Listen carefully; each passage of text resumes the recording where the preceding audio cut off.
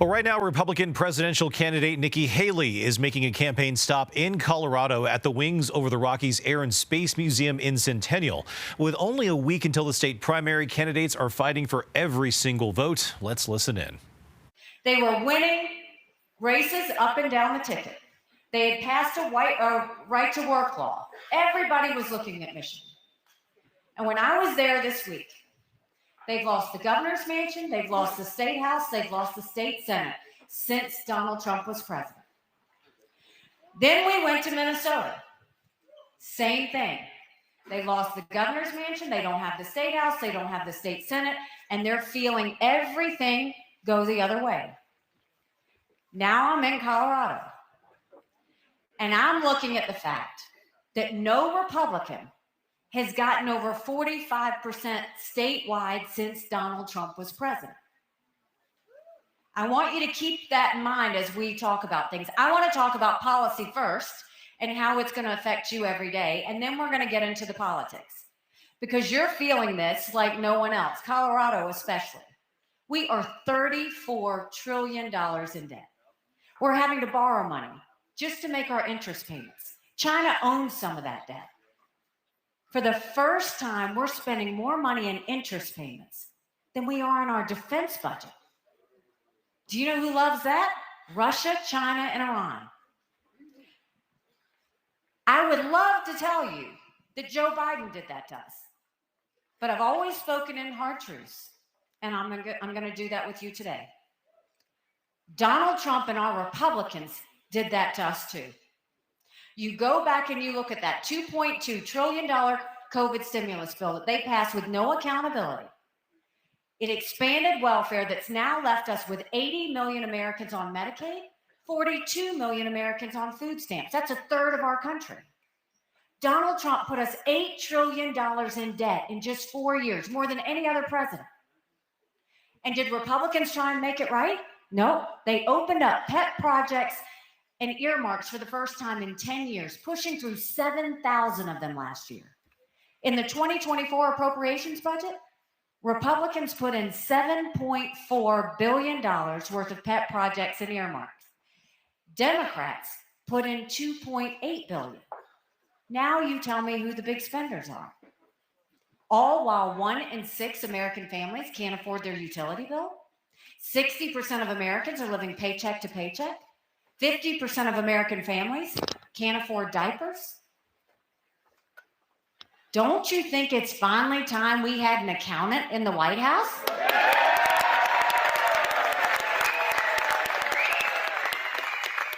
So how will we fix the economy? The way we'll fix the economy, we'll start by clawing back the $100 billion of unspent COVID dollars that are still sitting out there. Instead of 87,000 IRS agents going after middle America, let's go after the hundreds of billions of dollars of COVID fraud. 1 out of every $7 was spent fraudulently. If 8% of our budget is interest, quit borrowing. Cut up the credit cards. You have to balance a budget every day. I had to balance a budget as governor. Why is Congress the only group that refuses to balance a budget?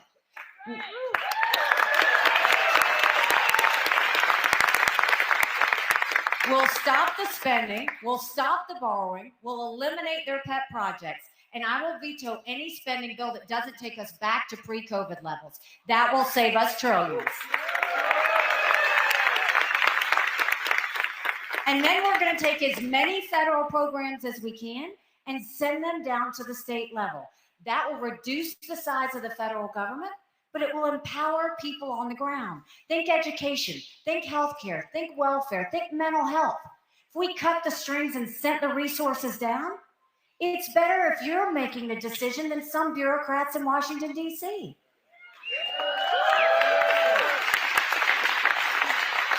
And then we're watching the rich get richer and the poor get poorer. We have to open up the middle class. That's why we'll cut taxes on the middle class and simplify the brackets. We'll make sure that we eliminate the federal gas and diesel tax in this country. And we will make small business tax cuts permanent. Small businesses are the heartbeat of our economy. We need to start acting like it. And talking about Congress, Congress only has one job. One job, and that's to give us a budget on time. Keep in mind, they're talking about a shutdown again this week. Do you know Congress has only given us a budget on time 4 times in 40 years? 4 times in 40 years. You know what I say about that? You don't give us a budget on time, you don't get paid, period.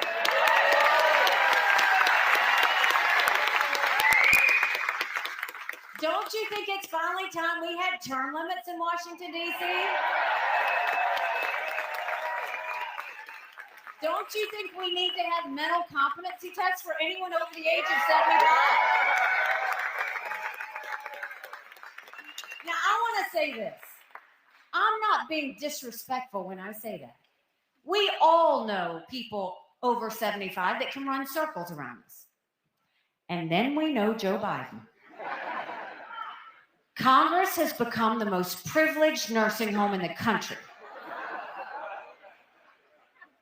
We can't play with this. These are people making decisions on our national security. These are people making decisions on the future of our economy. We need to know they're at the top of their game. And then let's talk about the border. Denver has had more illegal immigrants come here than any city in America per capita. It is unbelievable what is happening. I can't believe this is the United States of America. When I was governor of South Carolina, we passed the toughest illegal immigration law in the country. President Obama sued us over it, and we won.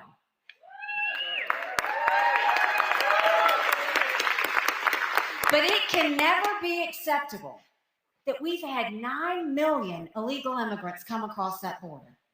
We had more fentanyl come last year that would kill every single American. Number 1 cause of death for adults 18 to 45, fentanyl. And don't think for a second China doesn't know what they're doing when they send it over. So I want to take what we did in South Carolina and I want to go national with it. I want to do a national E-Verify where every business has to prove that the people they hire are in this country legally.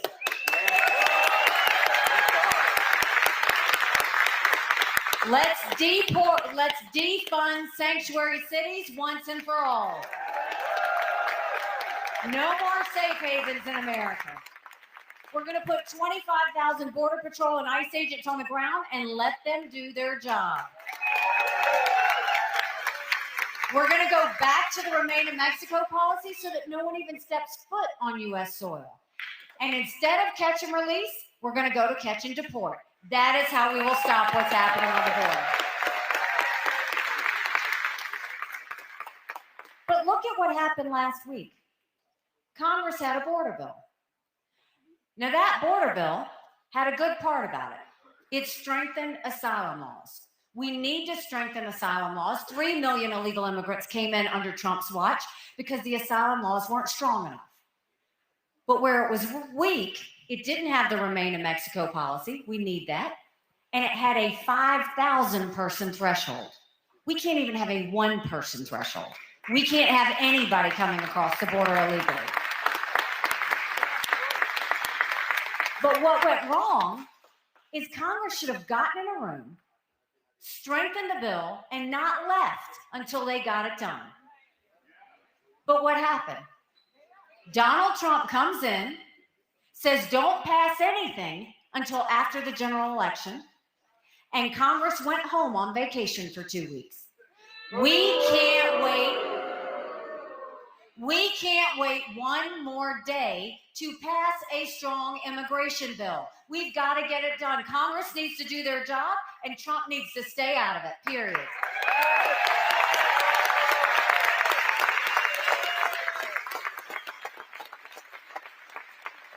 So, I grew up in rural South Carolina, and my parents taught me that you always take care of those who take care of you.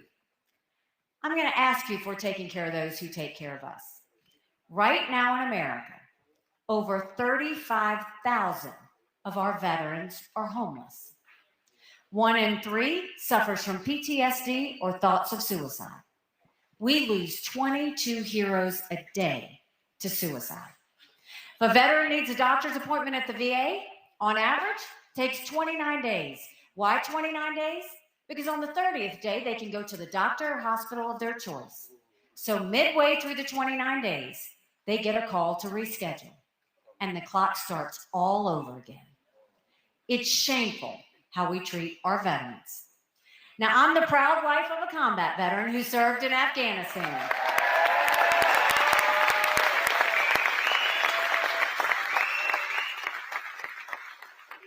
And when Michael came home to us, that was a lot of prayers answered.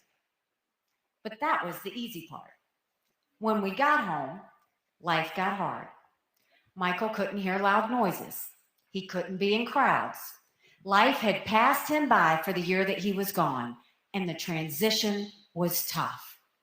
We can't just love our men and women when they're gone. We got to love them when they come back home, too.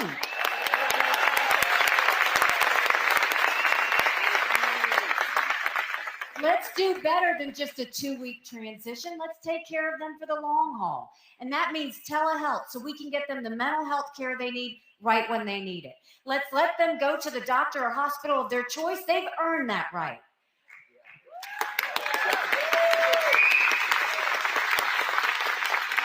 And I think the best way we take care of VA health care, I think every member of Congress should have to get their health care from the VA, and you watch how fast that gets fixed. It'll be the best health care you've ever seen, guaranteed. Speaking of our military, let's talk about national security. The world is on fire, literally. We've got a war in Europe. We've got a war in the Middle East. We've got North Korea testing intercontinental ballistic missiles capable of hitting the U.S. You've got China doing cyber attacks on our infrastructure. And now we've got Russia doing blinding satellites, so we can't see anything coming in or what they do.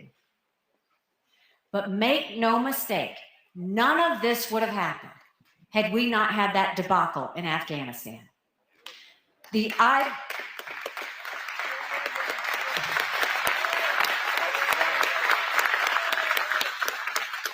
idea that Michael and his military brothers and sisters who served there had to watch us leave Bagram Air Force Base in the middle of the night without telling our allies who stood shoulder to shoulder with us for decades because we asked them to be there. Think about what that said to our friends. More importantly, think about what it says to our enemies. And now you look at what's happening, and the one thing America needs more than anything is you have got to have a leader that has moral clarity.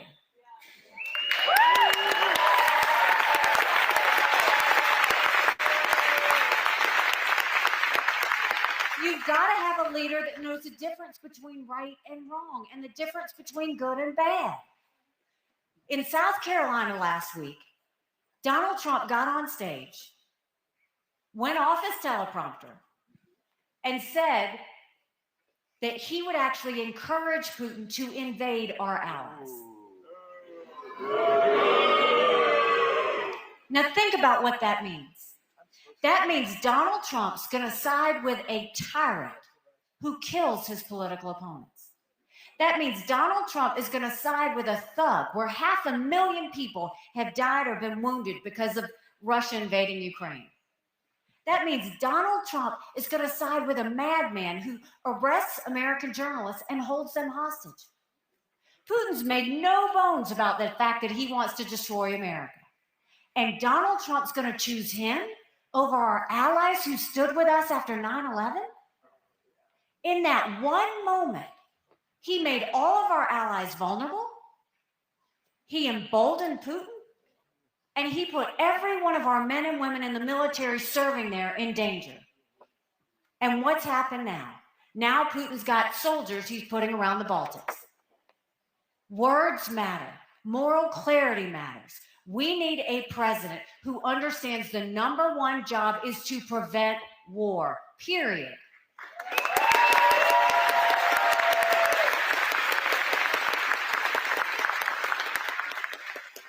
Believe Putin when he says, once he takes Ukraine, Poland and the Baltics are next. Those are NATO countries that immediately puts America at war. This is about preventing wars. Now, I will always say we shouldn't give cash to any country, friend or enemy, because you can't follow it. You can't hold it accountable. But if Ukraine needs the equipment and ammunition, if that's 3.5% of our defense budget, that's it, and that prevents war, give it to them.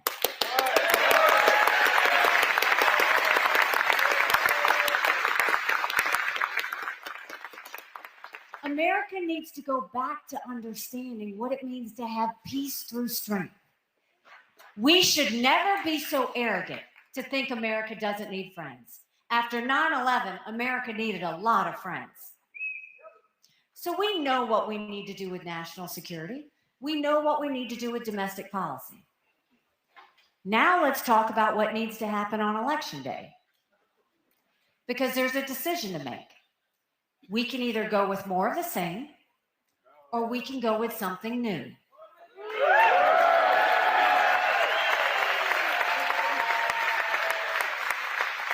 More of the same is not just Joe Biden. More of the same is also Donald Trump. And just look at what he's done recently. After we got through Iowa, we came to New Hampshire. He said we'd lose by 35 points. We got 43 points. And he was so unhinged that I got 43 points that he threw a temper tantrum on stage. Literally. All he did was talk about revenge and my dress. Then the next day he says anybody that supports her is barred permanently from MAGA.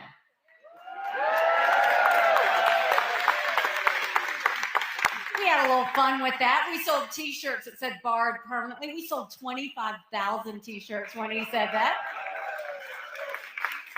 But think about what he said in that moment. When you're running as president of the United States, your job is to bring people into the fold, not push them out of your club. And then he went a step further the next day and tried to push the RNC to name him the presumptive nominee. We don't anoint kings in America. We have elections. We give people choices.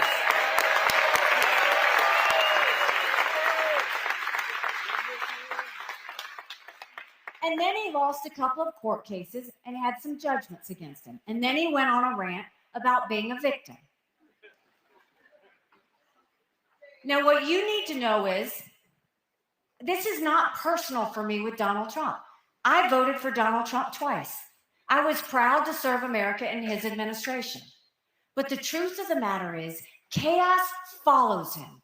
Everywhere he goes, chaos follows him. And we can't be a country in disarray and a world on fire and go through 4 more years of chaos. We wouldn't survive it. But when you look at whether it's how he acted in New Hampshire or whether how he acted after the court cases, what bothers me the most is at no point did he ever talk about the American people. At no point did he talk about the $34 trillion in debt. At no point did he talk about the fact that only 31% of 8th graders in our country are proficient in reading.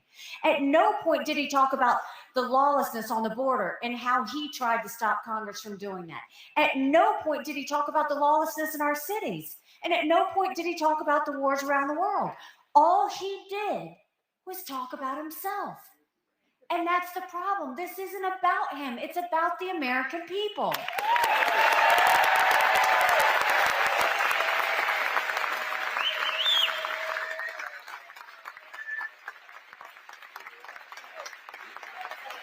USA! USA! USA! USA! And if states like Colorado and Michigan and Minnesota want to start winning again, you have to have somebody on the ticket that can win a general election. And look at all the polls. First of all, let's look at all the early states. In every one of the early states, yes, did Donald Trump win? I give him that. But he lost 40% of the vote. You can't win a general election if you can't get 40% of Republican primary voters. You just can't. But more than that, look at the polls. Don't listen to me. Look at the polls. Marquette poll came out last week. In most of the polls, he's down by 5. He's down by 7. Marquette poll, he was margin of error. It'll be a nail biter. I don't know what's going to happen. I'm in that same poll, and I defeat Joe Biden by 18 points.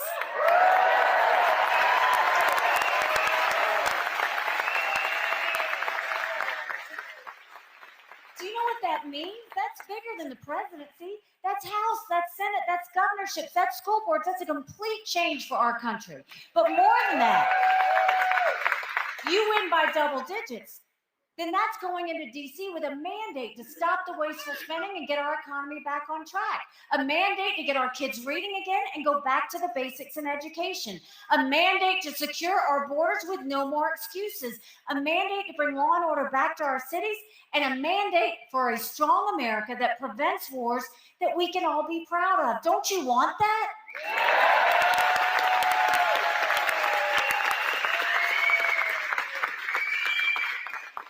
Because we could have that. But in order to have that, it's going to take a lot of courage. Courage from everybody here. Courage for me to run. And courage for every one of you to know. Don't complain about what happens in a general election if you don't vote in this primary. It matters.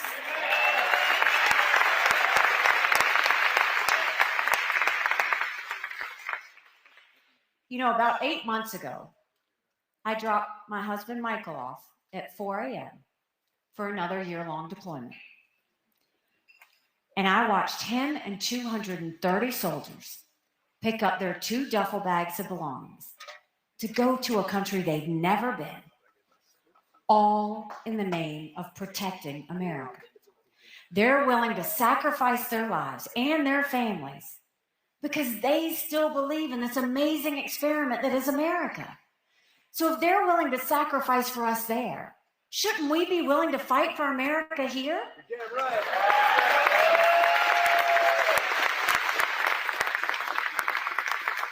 Because we have a country to save. But in order to save her, we've got to continue to acknowledge these hard truths. You look at the fact, I told you that Donald Trump can't win. He can't win a general election. There will be a female president of the United States.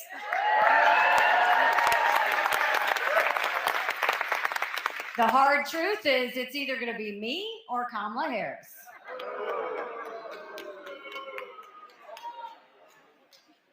But I'll also say this to the Republican Party.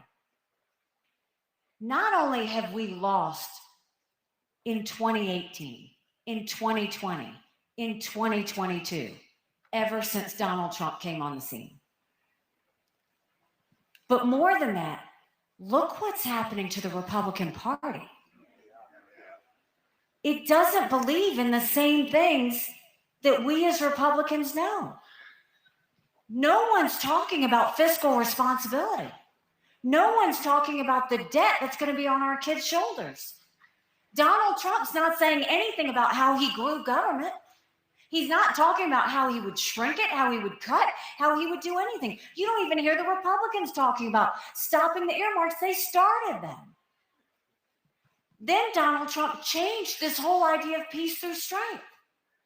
Now, instead of leaning in and wanting as many allies as we can so we can be protected, he's stepping away from everyone and wanting America to be in a bubble.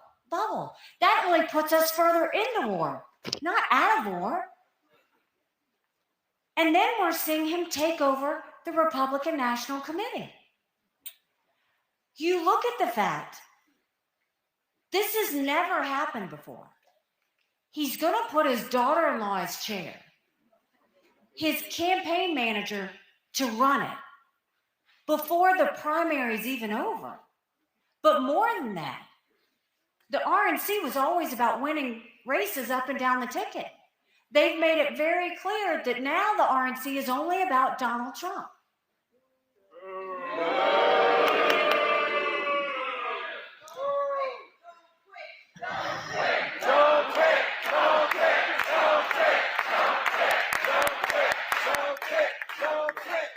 All right, y'all, I'm still standing here.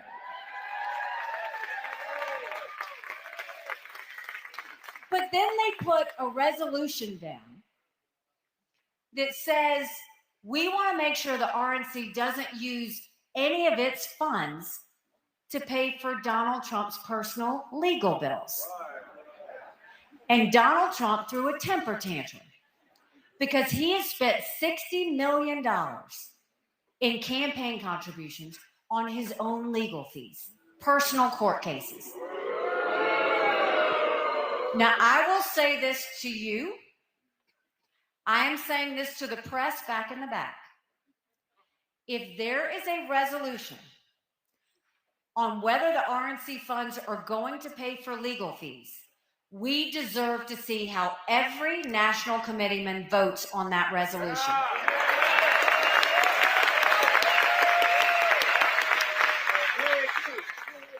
I want to see how the two from Colorado vote. I want to see how the two from Minnesota vote. I want to see how the two from Michigan vote. I want to see how the two from South Carolina vote. Show us that vote. And if they don't show us that vote, and if for some reason that resolution magically comes down, then force Donald Trump to answer for it.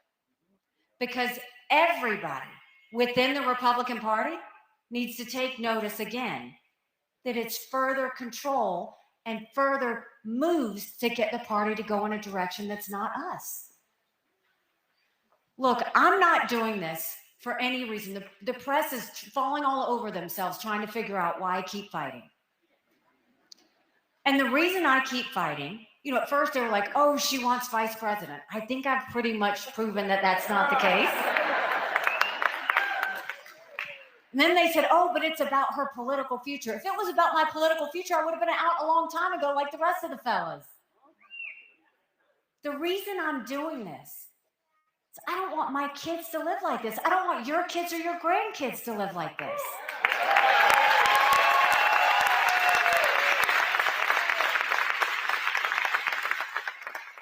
Look at what they've been through. They went through COVID. The younger generation will tell you they're worried about this debt and what it's going to mean in their life. They're worried, see? They're worried about if they're ever going to find a job, if they're going to be able to make ends meet. They don't know how they're ever going to afford a home. They're worried about wars breaking out. And then we want to know why there's so much anxiety, stress, and depression. Because they're living in a country that's under a tent of anger and division and hatred. We deserve, our kids deserve, to know what normal feels like.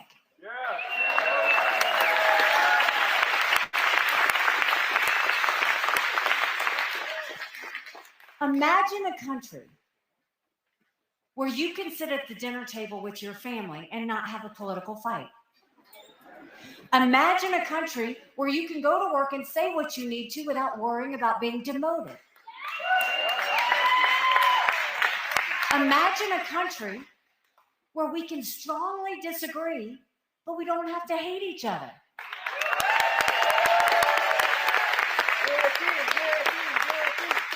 And imagine a country where our kids don't have stress and anxiety, but they have hope for the future. That's the country that I want for your kids and mine.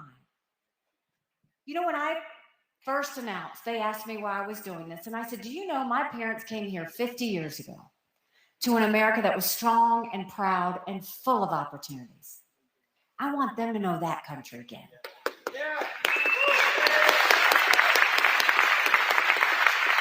I'm doing this for Michael and his military brothers and sisters. They need to know their sacrifice matters. They need to know that we love our country. We love you, Michael. I'm doing this for my daughter who just got married, and I saw how hard it was for her and her husband to buy a home. The average home buyer in America now is 49 years old. The American dream is leaving them. And I'm doing this for my son, who's a senior in college. And I am tired of watching him write papers of things he doesn't believe in just to get an A. That's not us. That's not America.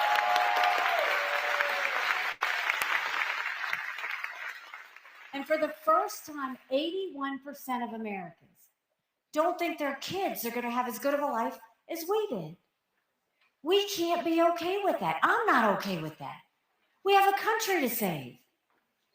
But in order to save her, we got to get to work. Tuesday is election day. So this is what I need you to do. Vote. Vote. I need you to make sure that 10 other people vote right along with you. You all know family and friends, and you'd be surprised how a lot of them are just general election voters. I want you to send them a message from me. In a general election, you're given a choice. In a primary, you make your choice. This is the time for Colorado to make their choice.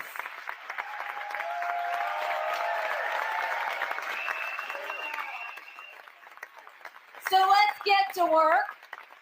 Take a yard sign, call your friends, text your family, email everybody you know, and let them know that there is hope out there, but they've got to do their part.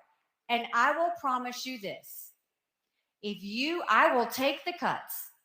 I will take the bruises. I will take the pain. Because I believe sometimes you have to go through the pain to realize the blessing. But in order to realize the blessing, all I'm asking is that you join me in this. And if you do, my promise to you is our best days are yet to come. Thank you very much, Colorado. God bless you. Thank you. Thank you so much. Thank you.